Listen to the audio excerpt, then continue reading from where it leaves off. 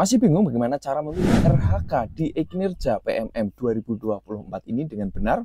Simak video ini, saya akan tunjukkan bagaimana caranya yang praktis, simpel, dan tips yang menurut saya mudah dicapai ya bagi teman-teman guru semua dimanapun berada. Dan ini juga nanti bisa disesuaikan dengan kebutuhan teman-teman sekalian. Yuk silahkan simak berikut ini.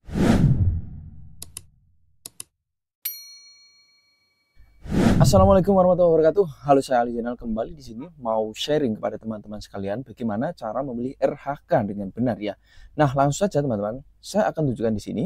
Oke, kita buka dulu PMM-nya seperti ini dan langsung kita menuju ke pengelolaan kinerja. Dan di pengelolaan kinerja ini kita bisa mulai seperti ini ya. Kita klik mulai dan di sini seperti biasa akan mengedit data dan pastikan sudah tidak ada data yang keliru ya, atau data sudah sesuai. Kalau misalkan ada yang keliru, silahkan bisa diedit, disesuaikan dengan yang terbenar, data terbaru teman-teman ya. Nah, di sini teman-teman pilih dulu indikator yang menjadi fokus peningkatan kinerja Anda, dan ini teman-teman wajib memilih salah satu ya. Silahkan dipilih yang warnanya merah ya. Kalau di sini tidak ada warna merah, ya dipilih saja teman-teman sesuai dengan kebutuhan teman-teman ya. Nah, ini wajib dipilih salah satu saja ya. Misalkan saya contohkan, pilih RHK untuk penerapan disiplin positif misalkan. Klik satu saja, setelah itu masuk ke tahapan pengembangan kompetensi. Nah, di pengembangan kompetensi ini baru teman-teman tentu terkecoh dengan poin 32 ya. Dan perlu diketahui bahwa poin 32 ini bukan nantinya yang akan menjadi nilai, bukan yang nantinya akan menjadi angka kredit.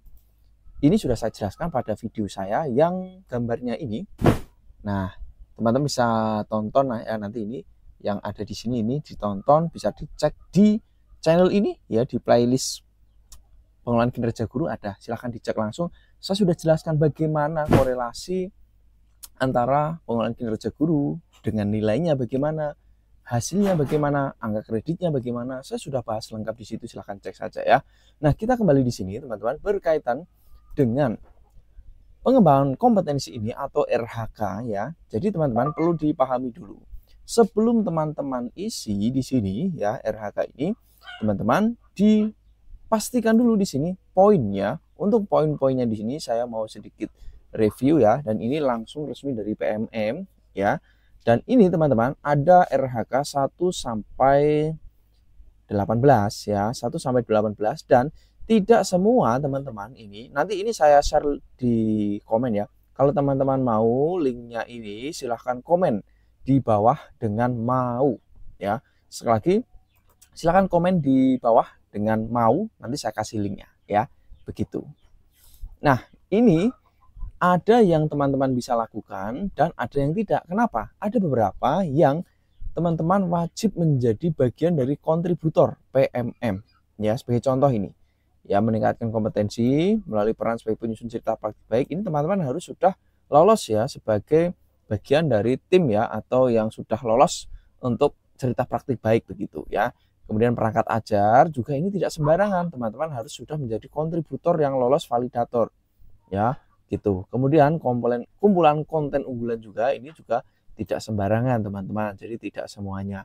Nah, tipsnya teman-teman di sini silahkan pilih saja. Saya rekomendasikan yang gampang-gampang. Saya tidak akan membahas semuanya ini karena ini sudah pernah saya bahas di video sebelumnya juga. Silahkan boleh dicek ya, boleh dicek ya pada video saya yang ini. Nah, ini ada ini saya sudah bahas lengkap teman-teman semuanya ya, terkait dengan RHK itu bagaimana ya. Satu demi satu sudah saya bahas, langsung saja meluncur ya. Nah, kita lihat di sini yang pertama saya rekomendasikan ya adalah ini, pelatihan mandiri di PMM ya. Pelatihan mandiri di PMM ya, ini nomor 1 ya, tapi nanti kodenya bisa beda saja di dalam aplikasinya ya. Nah, ini poinnya sudah 8. Nah, ini jadi teman-teman cukup mengikuti pelatihan mandiri di PMM ya, kemudian nanti sampai aksi nyata dan lulus validasi dapat sertifikat ya. Kemudian teman-teman saya rekomendasikan juga di sini teman-teman untuk menjadi bagian dari peserta berbagi praktik baik yang diselenggarakan komunitas belajar. Nah, komunitas belajar ini siapa? Ya, bisa sekolah teman-teman, sekolah Bapak Ibu semuanya, itu bisa selenggarakan kegiatan ya, komunitas belajar di sekolah Bapak Ibu bisa mengundang salah seorang narasumber yang berbagi praktik baik terkait implementasi kurikulum Merdeka. Yang berbagi dapat nilai 8, yang peserta dapat nilai 4. Nah, disesuaikan saja misalkan teman-teman sebagai peserta, ya ini nilainya bisa 4. Ya, ini gampang ya. Jadi gitu. Ini juga bisa online kok ya, cari webinar-webinar, berbagi praktik baik terkait dengan IKM ya, itu bisa. Kemudian saya rekomendasikan juga teman-teman, yaitu mengikuti kegiatan pelatihan atau BIMTEK yang memperoleh sertifikat di bidang pendidikan ya, atau pelatihan-pelatihan yang ada JP-nya ya, atau BIMTEK-nya ya. Nah, ini biasanya 2-3 hari ya, yang kalau teman-teman kalau dulu biasanya kan 32 JP ya, atau 2-3 hari lah, begitulah nilainya 8 ya. Itu kemudian teman-teman setelah ini atau selain ini juga saya rekomendasikan ini partisipan kegiatan seminar. Nah, atau lokakarya ya, atau ini saya fokuskan inilah yang gampang lah. Biasanya teman-teman kan pernah dapat link webinar, seminar ya. Nah, seminar tentang pendidikan, seminar tentang bagaimana teknologi pendidikan dan sebagainya. Itu nilainya juga 4 ya, gampang ya teman-teman ya.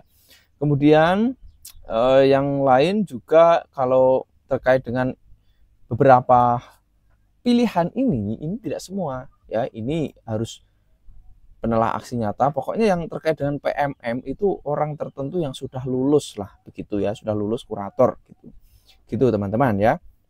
Kemudian nah itu saja ya saya rekomendasikan, dan kita langsung praktik pilihkan di sini. Kita pilih, nah kemudian kita cari tadi, nah seminar tadi ya, kita pilih, klik, nah ini nilainya 4. Nah misalkan teman-teman, oh dalam satu semester ini atau satu periode penilaian ini, teman-teman mau ikut kegiatannya lebih dari sekali ya, kita pilih kegiatannya. Misalkan, wah saya mau ikut seminar 4 kali lah misalkan. Nah sudah 16 ya, tapi jangan terlalu banyak ya, 2 saja misalnya. Nah sudah 2 kegiatan 8 poin. Kemudian kita tambah lagi. Nah, tambah lagi rencana hasil kerjanya ini kita cari lagi ya, sebagai peserta berbagi praktik baik. Ya, tadi ya, Kombel di sekolah. Ini kegiatannya misalkan juga 2. Nah, sudah 8 tambah 8 hasilnya 16. Poin sementara adalah 16. Maka kita perlu lagi nambah. Nah, kita tambah. Kemudian kita tambah, misalkan teman-teman memilih di sini yang kita cari yang gampang tadi ya, yang recommended tadi ya, yaitu teman-teman memilih ini peserta kegiatan pelatihan atau BIMTEK. Ini ya, klik, ya poinnya 8 teman-teman ya. Nah poinnya 8 misalkan BIMTEK-nya sekali ya sudah 8 poin. Nah sehingga kalau kita lihat di sini nilainya sudah 24. Nah kita cari lagi 1 poin, tambah. Kemudian kita pilih yang satu lagi yang gampang ya menurut saya, atau yang berdampak ya. Kita pilih di sini teman-teman, silahkan juga bisa nanti lihat-lihat ya. Yang saya rekomendasikan yaitu teman-teman bisa milih untuk pelatihan mandiri. Ya, pelatihan mandiri mana ya? Ya, bentar pelatihan mandiri. Nah, ini dia ya, susah sekali dicari ya. Jadi meningkatkan kompetensi melalui peran sebagai peserta pelatihan mandiri ya. Ini 8 poin kita pilih. Nah, pelatihan mandiri ini di PMM tentunya ya, nilainya juga 8. Kalau kita lihat di sini, nilainya sudah 32. Nah, sudah memenuhi minimalnya teman-teman ya. Jadi, saya rekap lagi ya, saya review lagi. Pertama, ya rencana hasil kerjanya ini ada 8 poin untuk 2 kali kegiatan seminar. Nah, mengikuti seminar 2 kali, poinnya 8. Nah, kalau misalkan teman-teman mau menargetkan lebih, oh 3 kali lah. Nah, juga bisa, tapi nanti poinnya lebih menjadi 36. Nah, ini tidak apa-apa karena minimal 32, maksimal 128. Dan ini semua bukan memburu sertifikat, tapi lebih fokus pada dampak ya. Bagaimana teman-teman? Setuju tidak? Tulis di komen ya. Oke ya. Nah, kemudian ini terkait dengan peserta berbagi praktik baik ya di dalam komunitas belajar. Nah, komunitas belajar ini banyak teman-teman. Bisa di sekolah sendiri ya, atau di sekolah tetangga, atau di online juga bisa ya. Kegiatannya misalkan 2 kali ikut sebagai peserta. Nah, saya rasa gampang lah. Satu semester ikut 2 kali, saya rasa gampang sekali dan tidak akan membebani ya.